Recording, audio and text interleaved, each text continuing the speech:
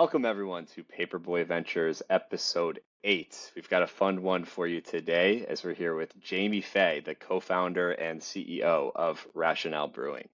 RationAle was founded in 2021. It's based in San Diego and they make some of the best non-alc beers on the market. And as for Jamie, Jamie is a longtime strategic operator in the CPG world, 20 plus years at some of the best brands in the business. So now he's found his way to non-alc beer. So Jamie, welcome to the show. Yeah, thanks, Kyle. Stoked to be here. All right, so we're pumped to have you, and non-alc beverage as a whole is one of the hottest categories in all of consumer and beer in particular. Um, that aside, I would love to start with just a simple question: why non-alc beer? That's a good question. I was asking myself that question 3 years ago when the idea happened, because I'm actually a craft beer consumer. I enjoy a nice high ABV beer. So 3 years ago, I definitely wasn't the typical non-alcoholic beer consumer, and candidly, at that time, I wasn't at all. So there's a lot. It's a bit of a loaded question. However, I guess I could start on a personal side is that I grew up in downtown Toronto. I'm Canadian, if you haven't picked that up already, so that may already qualify you as a beer drinker. But growing up in Canada in my teens, my dad was one of the youngest Supreme Court judges in Canada at the time, at 31 years old, and he was the top trial lawyer in the country. And he was at the peak of his profession, and I watched my dad completely implode his life to alcohol through his 40s and into his 50s. And eventually, my dad ended up being debarred from the Law Society. He could no longer practice law, was removed from the bench, and he ended up really losing everything professionally and also personally. And he ended up dying in a halfway house in downtown Toronto in his 60s with nothing to show, completely in debt. So it was a very, sad situation for someone that had everything to give in life to lose it all. And then my mom also followed suit. She also died due to alcoholism. And then my brother is doing incredibly well, but he also struggled with alcohol for years. So I have this family history that I honestly didn't really know what I was going to do with that. And so that's on the personal side. That was a bit of a cross I carried. Now on the other side of it, which is my professional side, I have had like an incredible career within consumer goods. I spent 18 years in beverage. My first six were with E&J Gallo Winery in Canada, which was awesome. Such a great place to start my career. And then I spent a year working for Richard Branson and launched Virgin Drinks in Canada. And that was my first opportunity to really get a feeling for what entrepreneurialism is like within consumer goods, and just loved it and loved what he represented and the energy that was going into launching a brand. And that sat with me. And then I left, and then I spent 10 years with Danone. And I eventually ran the Canadian business and then moved to Atlanta. And I was overseeing U.S. North America sales and marketing up until the end of my 10-year career there. But it gave me this incredible exposure to working with big companies like Coca-Cola on the beverage side, and then large distributors like Southern Wine and Spirit, and then also Coca-Cola as a distributor. So I had this like incredible opportunity to learn best in class beverage. And then from there I left, and then I spent 6 years at Mars Incorporated and had a global role running their Walmart business, which was a $5 billion business. So learn a lot about the brand building, account management, and building out large sales organizations. And it was shortly after that I left. I spent 2 years with Hain Celestial, and I was their global chief customer officer. And at this point in my career, I had this incredible background of running some large consumer goods companies, but I was really struggling on what I wanted to do professionally. And that's where sort of these two worlds collide, of where my personal background and profession came together with my personal background and my professional background came together. And it was 3 years ago, I was sitting with my two sons at the time. My oldest was heading off to the University of Alabama, and my younger son was in high school. And they knew my family history, but this was a Friday night, and I was sharing with them, again on a soapbox, just my family history with alcohol. And this time I was more hardcore, and I was sharing with my oldest son. I was just letting them know, like, hey, dude, you got to be really rational about how much you drink. You got to be rational about what you drink. You need to be rational about when you drink. And so I used the word rational two or three times, not really thinking much of it. And then my younger son was just trying to end the conversation because we'd had the conversation before and it was late on a Friday night. And he just sort of blurted out, like, why don't you just launch a beer company called RationAle? And that was the moment the brand name happened. And we laughed and talked about it and like RationAle, and just thought like that would be such a great name for a beer company, and really didn't think anything of it, other than we just talked about beer and non-alcoholic beer, and went to bed. And then the next morning I got up, and it was like 9 o'clock on the Saturday morning, and my son had gotten up early, and he actually had gone online and registered the trademark RationAle Brewing, and printed it off and left it by the coffee maker. And that was when I knew like this wasn't just an idea, because we throw around a ton of fun ideas for businesses and they had started their own companies up. This was something that I really needed to chase down. And that's when the intersection of all this purpose and passion on what I'd spent my career sort of wondering, what am I going to be known for? What's my legacy going to be? And then the personal side of it, just with my family, with alcohol, sort of came together. And if you fast forward, it's just been this absolute epic 3-year run. Without my experience, without the network and connections that I've had, we've had some incredible people join this business, many in many forms, sweat equity, to help us build, which has been and continues to be one of the fastest growing non-alcoholic craft beers in the U.S. And there's a lot of things that we've done very differently that have really set us up for success. Yeah, well, Jamie, first of all, thank you for sharing the background, and I think it's tragic, but it's super powerful. I know a lot of people can relate to your story, and it perfectly paints the picture of why I think that you're going after this this whole thing. It seems to be the perfect uh, blend of some family purpose driven things that have happened, and then your career experience, which as you rattled off, you've done uh, almost everything in the consumer side of it, from food to beverage to working with the largest retailers. So that's it's fascinating to hear about.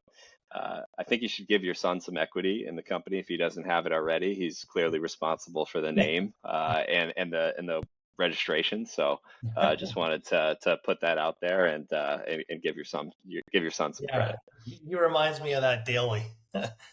They have active roles in the business. Actually, it is a family operated company today, to the point that Wendy, my partner for the last 6 years, she joined full time a year and a half ago, and she runs all of our sales and our distribution. The boys are heavily involved in the summer months as well, merchandising and selling. So yeah, there's some equity plus some sweat equity involved as well.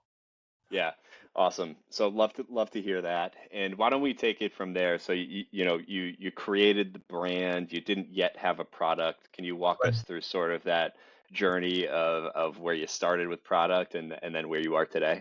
Yeah, I mean, it was an idea April May of 2021, and I had to make a decision fairly soon on what path I was going to take, because I had at that point left the big corporate world, and I was working with a couple of other founders of some early stage businesses, and so I actually had learned a lot, and the things that work and things that don't work in early stage businesses. And so I knew I was going to have to raise some capital. But the most important thing was like really landing on the brand. And for me, what was most important from a branding standpoint was, if we were going to do this, not only did the beer have to be absolutely epic in terms of the quality, but also I had to build a brand that was going to be very different than any other brands that were in the category. And when I rewind back to 3 years ago and I went to a BevMo to go purchase what was in the category, it's about a quarter of what was there today. I mean, there were not a lot of brands in the category 3 years ago, and so we set out to put a brand that would represent who I am and who my friends are, and the community that I thought was going to represent non-alcoholic beer. So I noticed that a lot of the other brands are really pushing the wellness and the health aspects of non-alcoholic beer, and by no means did I want to by no means did I not want to lean into it, but I didn't want to lead with it. And so there's absolutely attributes to drinking non-alcoholic beer. And I felt it really didn't represent me. And I think the mainstream beer consumer and alcohol consumer really isn't necessarily always living the most healthy lifestyle. There may be aspirations to, but it doesn't necessarily mean they're hanging their hat on it. And so, could we create a brand that would resonate more with the craft beer consumer, with the alcohol consumer, and really sort of break the paradigm of what non-alcoholic beer could represent? And so that's where we went down this path of having this really disruptive and edgy brand that all started with the packaging. And that was the very first phone call I made to our first equity partner, Zach Menard, who owns Tall Tree Designs in Colorado. And I gave him the brief on what I wanted to create. And he came back with three different versions of what RationAle could look like. And what we landed on is what you see today, which was this incredible can that has this amazing artwork. And the sort of the cool story behind the brand and the artwork was that I explained to Zach that I really wanted this brand to represent the consumer that was torn in their mental and emotional state around their relationship with alcohol. And 3 years ago, it was very different than today. Today, now it's super cool to be drinking non-alcoholic beverages. It's super cool to show up to a party with non-alcoholic beverages. It's candidly no longer cool and socially inappropriate to drink too much. But 3 years ago, that wasn't the case. And so I explained to him this like torn state that I felt that consumers were in, including myself. And so he came back, and what he came back with was the packaging that actually represented the torn state of the consumer's mind, which was the collage. So if you take a look at any of our cans, you'll notice that it's a collage of all of these really cool photographs and custom art. And all of this was Zach's. And so he basically created the collage to represent the consumer state of mind and when they're making choices around drinking a non-alcoholic beverage. So that's how we landed on the branding. And then from there, it was all about how do we do this differently and speak about it in a very unique way that would separate us from the rest of the brands out there. And we went through a significant, I'd say, year and a half of learning of who our consumer was. Like we really needed to identify ourselves first. And then it was a year and a half ago, we launched RationAle, which you see us today in the slate black cartons with the cans being the hero. The rip into right now became our really theme and our slogan of who we are and what we represent. You won't typically see us, putting onto social media, jumping into ice baths or playing pickleball tournaments or, running typical marathon races. Like we know that we have a core consumer that's definitely who they are and they live into our brand, but we're actually going after the rowdy crew, which you see behind me. It's the social, the music festivals, the beer festivals, the weekend warriors, those that are just going out to want to light it up and have a good time, but they're going to incorporate RationAle into their evening or into the week or into their afternoon in whatever way that means to them. So we're super Yep. inclusive around alcohol, and that's really where the brand has been built around. Yeah. It's really interesting to hear the positioning. Do you see your consumer as somebody who is not drinking beer, alcoholic beer anymore altogether, or are they somebody who's supplementing it in maybe throughout their night, throughout their event? Yeah, I'd say based off of the what we are seeing when we're going to sampling events and meeting our consumers, or we're at retail meeting consumers, the majority of our consumers drink alcohol. Majority of our consumers are already beer drinkers, and so that's where I think we've connected the dots because we've been so focused on creating an identical craft beer that matches what an alcohol version would taste like, and it's because of our unique process, which we'll get into, is why our beer tastes so good. But we really are attracting in alcohol consumers and craft beer consumers, and it's also we're building a brand that has like emotional connections in with consumers. So the majority of our consumers do have some relationship with alcohol in a way that there's been a negative tone or there's been some type of learnings in their life or there could be some adjustments that they're wanting to make just to cut back. And so most of our consumers are sort of they're on their own journey or they have family members around that journey. Now, I'd say there's the other subset of our consumers that have been in the non-alcoholic beer category for a while. And so now they're trading up into RationAle because they are finding that the quality of a beer resembles the quality beer that they may have had in the past that they no longer can have in other brands. So we're bringing in a core non-alc consumer that also is living a sober lifestyle, loves this brand. And a big part of it too is that they're bringing our brand to a party when their buddies or friends that drink alcohol are also bringing our brand to the parties. So it's almost this way that we're connecting the dots and creating this bridge between the sober community and a consumer that's drinking alcohol that's bridging into moderation now. which has been super cool. Yeah, it's a difficult task, but Yeah. I think that you know, it if you have a great product, it makes it a whole lot easier. And after chatting with a number of people in non-alc beer over the years, it seems that's a huge barrier in the category. Is how do you actually replicate that product so somebody who is a craft beer drinker actually enjoys it? Yeah. So, would love to hear how are you doing that? Is there any technology that you're tapping into that allows you to do this? What does that production process look like? Yeah, for sure. Well, if you go back to 3 years ago when I went to my first Total Wine and I bought every brand that was on the shelf, I probably dumped 90% of them out. Like none of them were going to deliver on what I was wanting, which was like an actual beer that tasted like beer, that tasted like the alcohol version. And so that's what I set out to replicate. And it's where I have spent all of our time and energy from an R&D standpoint. And we've been patiently waiting and working with some of the technology providers to get to where we are today. But to sort of help the broader consumer that really isn't aware of like the different methods in which you can reach non-alcoholic beer, the most common method and the most affordable is using arrested fermentation. And so arrested fermentation basically is where a brewer will brew their beer to a super low ABV, 1%, maybe 2% on the high end.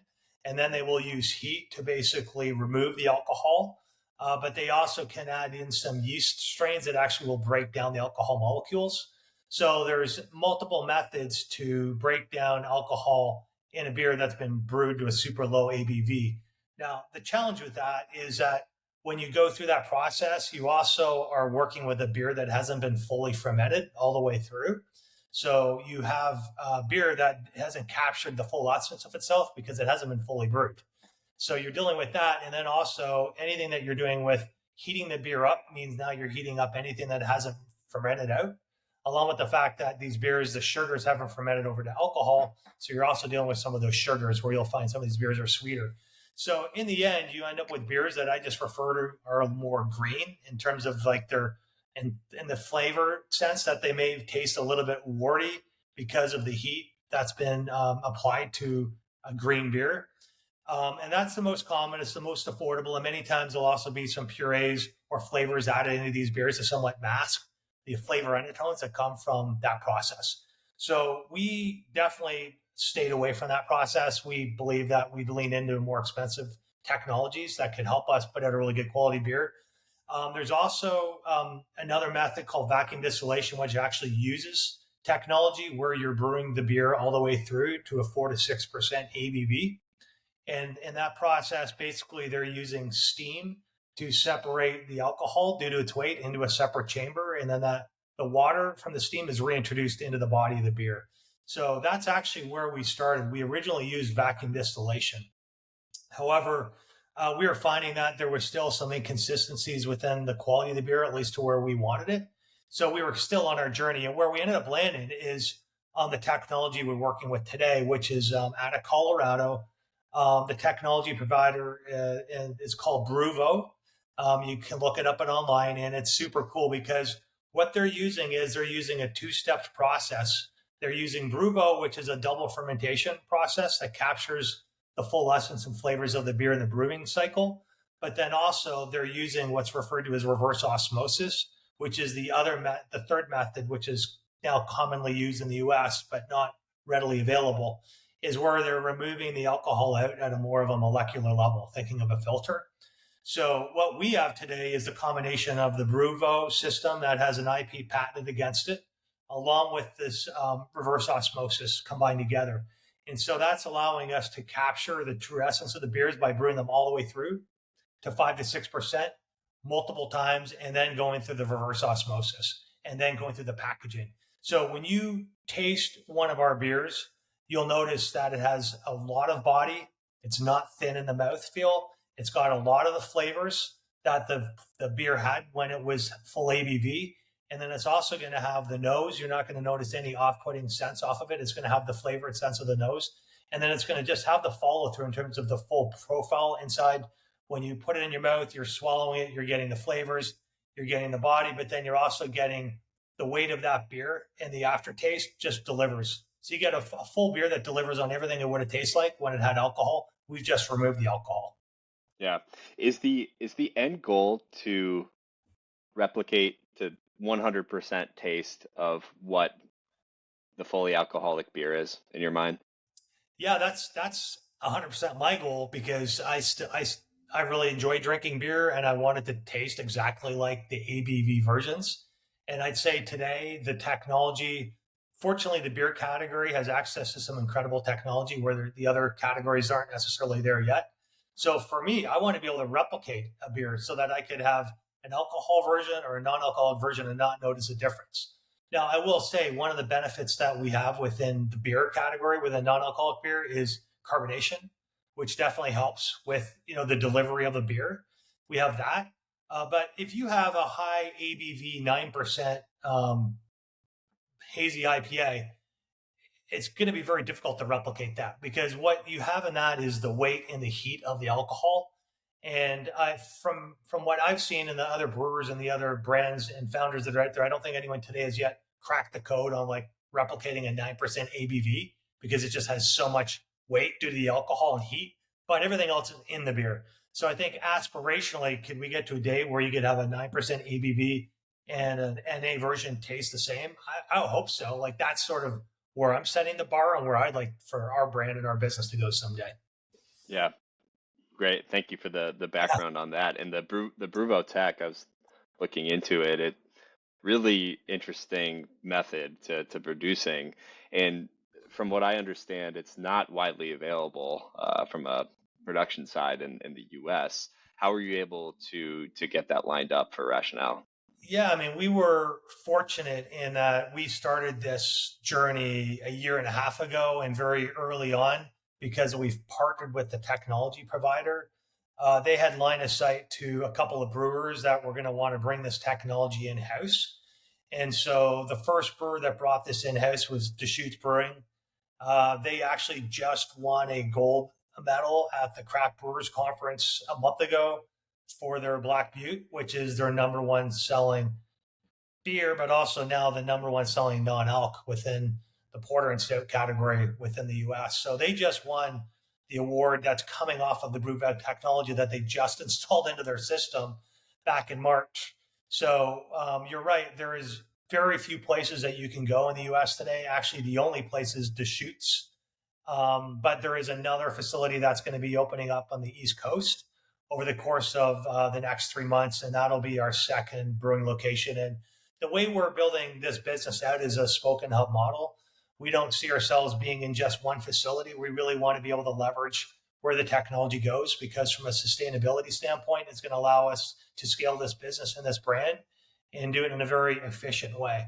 So while today we're brewing with Deschutes, we'll be in another facility by the third quarter this year, and then we'll likely be in a third facility by the time the second or third quarter of 2025 rolls around. But it's all about the technology, and you're right. It's very difficult to access it today, and it's not affordable to put into a brewery. So not just any brewery could go pick this stuff up, and it's a super complicated IP process to actually brew the beer and put it through here twice. Yeah. Yeah, Well, you figured out a way to get in there, so nicely done. yeah. And just to shift gears a little bit onto what you're seeing, reaction in the market, would love to hear from you there. So I know that San Diego, your home market, it seems to be crushing volume. Yeah. What's working there today? Love to hear what's going on in San Diego. Yeah, I think it just goes back to the traditional. You talk about go a mile deep before you go a mile wide, and we have been really focused on key markets across the West Coast to build the brand. Being San Diego born and Sonoma brewed, because when we firstly launched the brand, we were using vacuum distillation out of a Northern California brewery, so we actually launched in Sonoma and San Diego at the same time. And so we've been in San Diego. Our ground zero is Seaside Market in Encinitas. It's where we sold the first case. And what is consistent is that we have heavily invested into sampling the brand in the cities that we're in. And we've really looked to partner with the right on premise accounts, so restaurants and bars that could provide a lot of trial. And then we've spent a ton of time building our base business up at retail.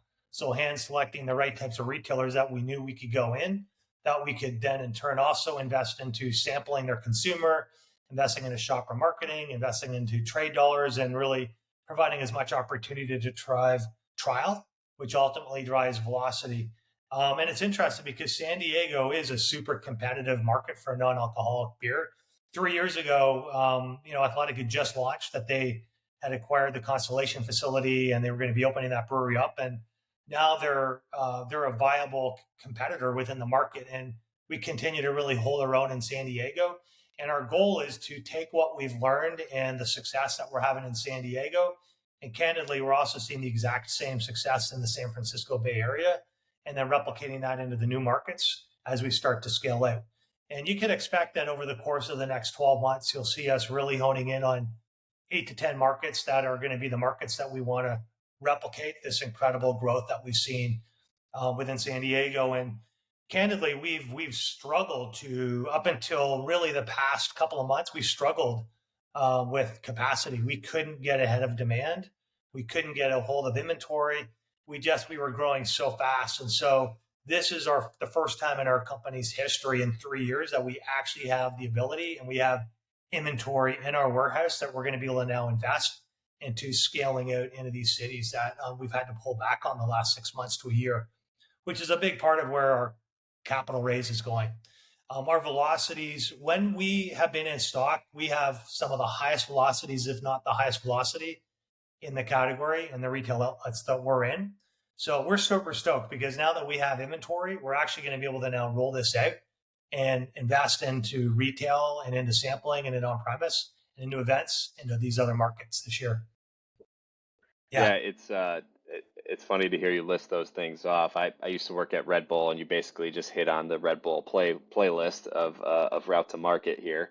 And with expanding into those 8 to 10 additional markets, I think all of these things you can basically take what you did in San Diego and plug and play. However, it's tough when you're not there. Your home team isn't there. Is there anything that you're going to do differently, you think, in those ulterior markets that maybe you haven't done in San Diego, or is there a different approach that you're thinking of taking?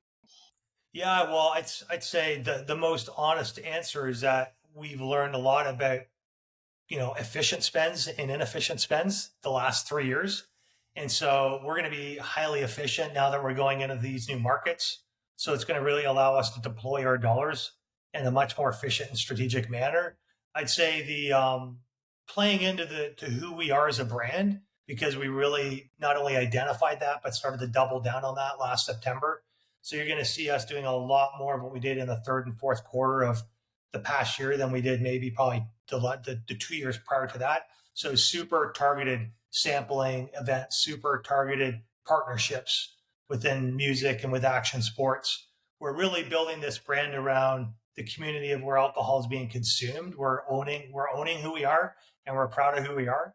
And so finding who those right partners are in those markets will be critical. And then obviously, as you know, the Red Bull, it's going to be feet on the street, right? And so there's a huge surge of right now within the non-alcoholic category. It's become extremely competitive. And so we're obviously going to be investing onto having presence in those markets because while we are active, and I'd probably say we are maybe the most active founders, I'd say, like being in market on a weekly basis.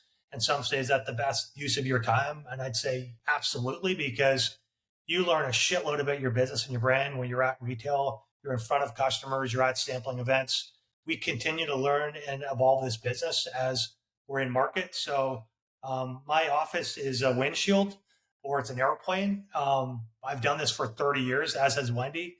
So the thing that you're going to see that's not going to change is us actively involved as founders, building this brand market by market as we hire our organization and then deploy our resources.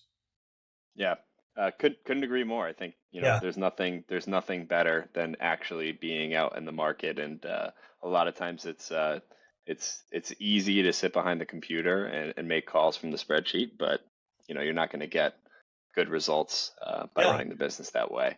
My And best days are in market. If I'm having a of shitty course, day, The next day, the very first thing I do is I go hit retail and I go talk to the buyers. I merchandise a shelf set.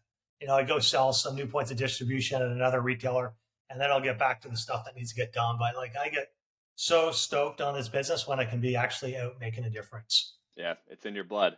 Yeah. And it's great to see. So in closing here, I heard you mention competition quite a bit, and basically the fact that there's a lot that's happening in this category. What are your thoughts on the current state of non-alc beer, and where do you see it going as the owner of the brand? Yeah, I love answering this question because it is early innings, and it was even a year ago. It was still difficult when we were having meetings with a few retailers, or we were raising capital. That there was a lot of doubt and speculation around the ability for this category to become truly what its true potential could be. And when you look at some of the markets over in Europe, where it's 10 to 15% of total beer sales is non-alcoholic beer, that is absolutely the path that we are on in the U.S. And while today, total beer sales in the U.S. is 120 billion, and in the non-alcoholic portion of that is like 1%, less than 1%. It's probably going to be like 650 million this year. We have so much growth potential. And what is exciting is that there are all these competitors that are entering the space, because without them, it's not going to open up the consumer, because the consumers need to have options, right? And I always say this is that I just want to earn one shelf slot in a consumer's fridge. I don't expect I'm going to have three or four. And as there's more brands that enter the market, consumers are going to end up landing on their favorite Mexican cerveza with, with RationAle, and they may land on their favorite West Coast IPA with another brand, and they may land on their favorite stout with another brand. And ultimately, I want to be carving out a spot in their fridge, and I want to have share of thirst within the NA beer category. And we see ourselves being a top three NA brand within the next 24 months. That's our ambition, and we see that happening also focusing on a sub segment of states, really focused on the West Coast. I see the category as this technology is now entering. Consumers are going to be demanding more. They're going to be expecting more. So you're only going to see higher quality beers entering the space, which is only good for the consumer. And at RationAle, we want to be the ones that are setting the bar high, partnering with Brewing and the technology that we're using. We know that we're on the forefront of where the consumer's palate is, or they don't realize it can be. And so, yeah, I'm expecting that as you look at this category the next 3 to 5 years, the brands that have really leaned into the R&D, that are in the breweries that are investing into some of this technology that's now coming available, and then creating brands that provide a unique proposition to consumers, a point of difference, because there's got to be points of difference with the brands as well and what they represent. And I think again there'll be between 3 to 5 brands that'll shake out nationally, and RationAle is absolutely going to be in the top three because of just how we're doing it and the quality beer that we have, and the feedback we've had from our consumers has been just phenomenal. Yeah, I love the frame that you set out of looking at the European market, and just the overall percentage of beer that's sold that is non-alc. And when you layer that over the U.S. market, 10 to 15x, no problem over the next few years. So I'm with you. I've been really interested in the category for really the past few years as I'm getting older, and I can't deal with hangovers with my little Yeah, toddlers running around. It's just not possible for me anymore. So I think a lot of people can relate to that. So appreciate the perspective, and we're certainly rooting for you at yeah. Rationale. Thanks, dude. And before we go, I have to ask, what's the top seller? If somebody's going to pick up a product, what's the best beer in Rationale's Yeah, I mean, portfolio? now that these beers have been R&D'd, the Mexican cerveza has quickly become our number one seller. I think it's just super approachable for a consumer that's coming into the category that's just looking for a nice, light, easy, crushable Mexican cerveza and Mexican lager. And then right behind that is the hazy IPA, which we have done a few reformulations on that, and it's got lots of citrus and tropical notes. If you haven't tried it recently, you got to try the latest batch that we just put out of brewed. I want to say it's the third week of April. It's phenomenal. I mean, even that one, we're going to tweak that. So say those are the top two contenders, and the West Coast IPA is right behind it. And then we've got some super rad R&D that's taking place behind the scenes that we're stoked about that will slowly start to show up. Can't say when, but we got some pretty epic beers brewing behind the scenes. Amazing. Love Yeah. to hear it, and we might need to have you on for an update for in season two. Oh But yeah. appreciate it, Jamie, and thank you so much for joining. And we're looking forward to following your journey. Yeah. Thanks, Kyle. I really appreciate the opportunity. Thank you. Thanks, dude.